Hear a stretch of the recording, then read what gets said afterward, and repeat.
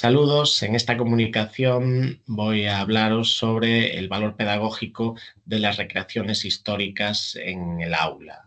Y lo que vendría siendo pues, poner a un grupo de alumnos a representar, como si de una obra de teatro se tratara, pues un determinado hecho histórico, elementos característicos de una época determinada.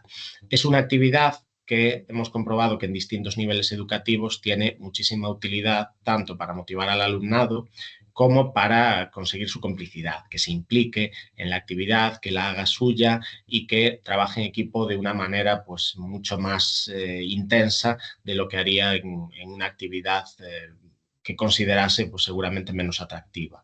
Este tipo de actividades conviene hacerlas en grupos de distinto tamaño, pero a partir de 3, 4, 5 personas por grupo ya funcionan bien.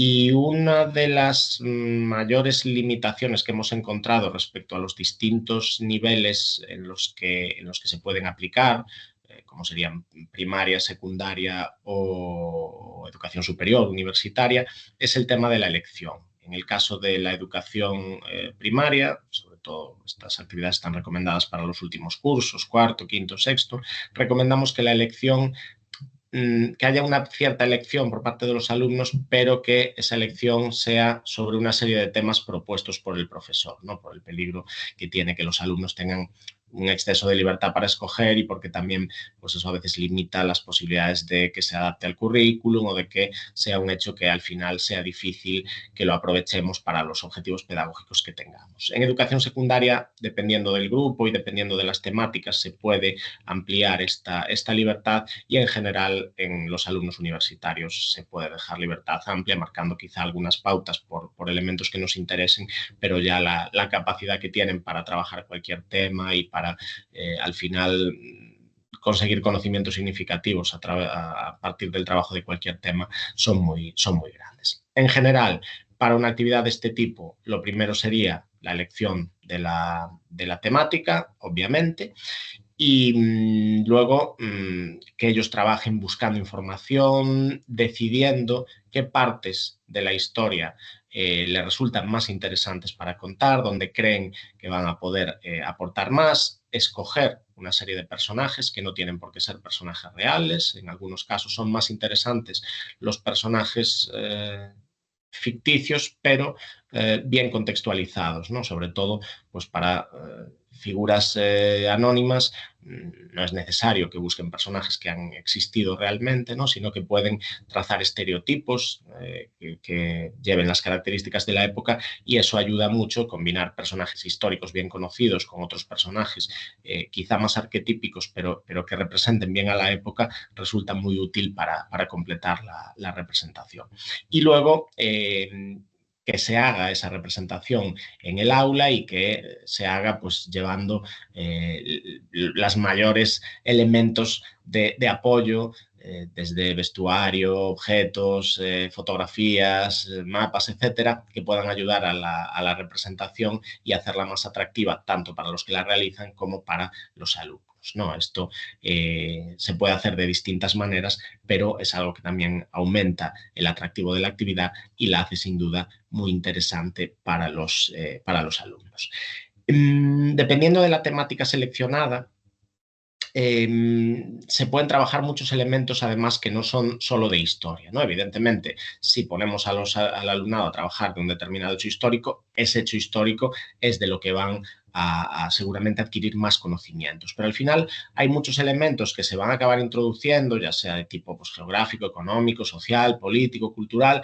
Es muy fácil que acaben trabajando este otro tipo de cuestiones. Y hemos visto también que resultan estupendos, y esto tanto en colegios como en institutos se puede conseguir, relacionar no solo con ciencias sociales, sino con otras materias que vayan más allá de la historia para obtener resultados muy buenos, ¿no? Por ejemplo, para la elaboración de los guiones, que al final son necesarios para una recreación de este tipo, ¿no? La clave es que los alumnos elaboren un guión.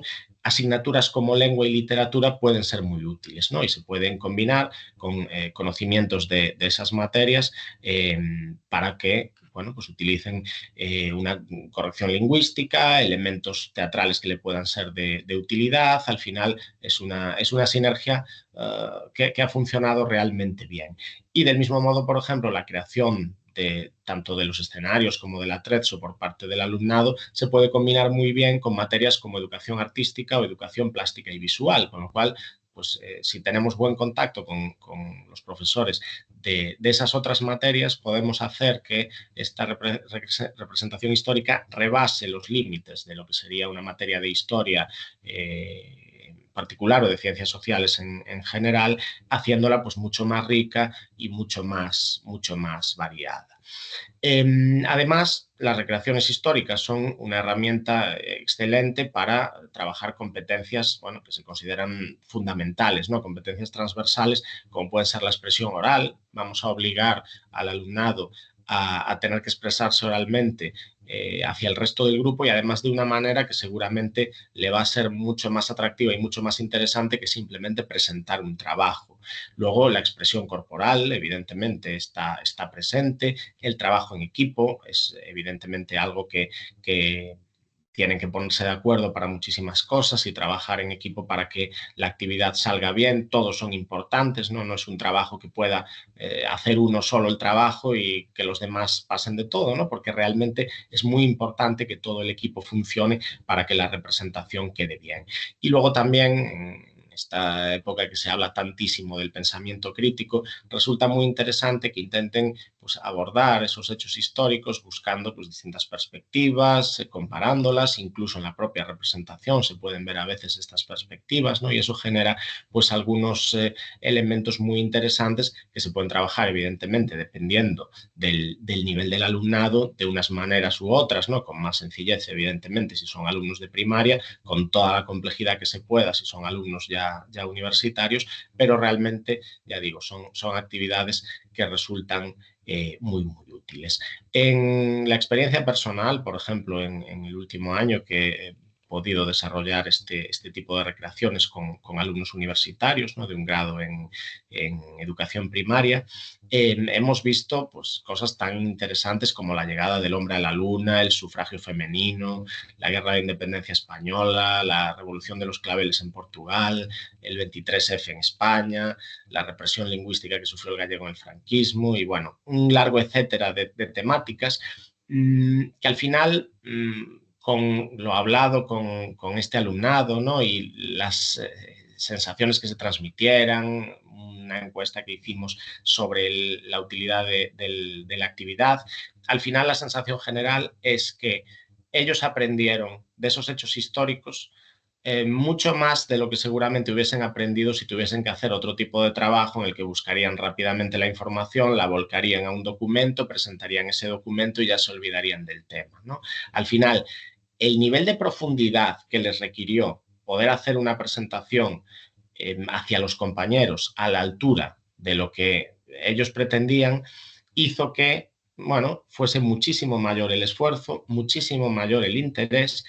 Y incluso hablando con algunos de estos grupos tiempo después, ¿no? Ya meses después de haber realizado la actividad, la sensación es de que recordaban casi todo lo que habían tenido que presentar, lo que habían tenido que trabajar, que la memoria a medio y largo plazo que se genera con este tipo de actividades seguramente sea muy superior a la que podemos conseguir con un trabajo más clásico, más normal, en el que es muy habitual pues, que se haga y que al cabo de unos meses ya no se recuerde prácticamente nada, ¿no? Pero en este caso, la forma de trabajar, los elementos que hay que incluir, cómo eso se presenta, cómo eso se genera realmente una serie de cosas que hacen que este tipo de representaciones sean muy útiles. Como profesor, hay que tener prevenciones, evidentemente son un tipo de actividad que lleva su tiempo, que ocupan varias sesiones, que hay que trabajarlas bien, con lo cual no podemos hacer pues, seguramente más de una por curso, ¿no? Porque además si son varios grupos van a tener que hacer varias distintas simultáneas, van a tener que presentarlas, etcétera, etcétera.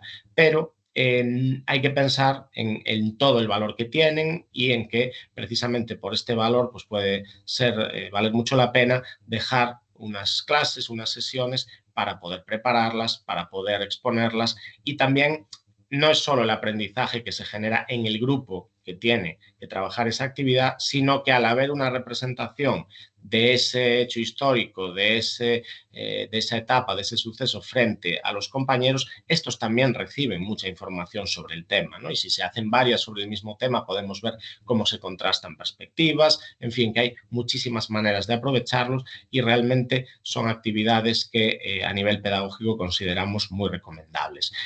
Aquí he dado solo pues, unos elementos generales porque al final no tenemos mucho tiempo en estas presentaciones, pero luego estará disponible el capítulo del libro en el que se extenderá un poco más y comentaremos algo más de aspectos prácticos, de cómo llevar a cabo esta actividad de manera eficaz y eficiente, pero sin duda nuestra experiencia con este tema sí que indica que el valor pedagógico que tiene es muy alto y resulta realmente recomendable su aplicación.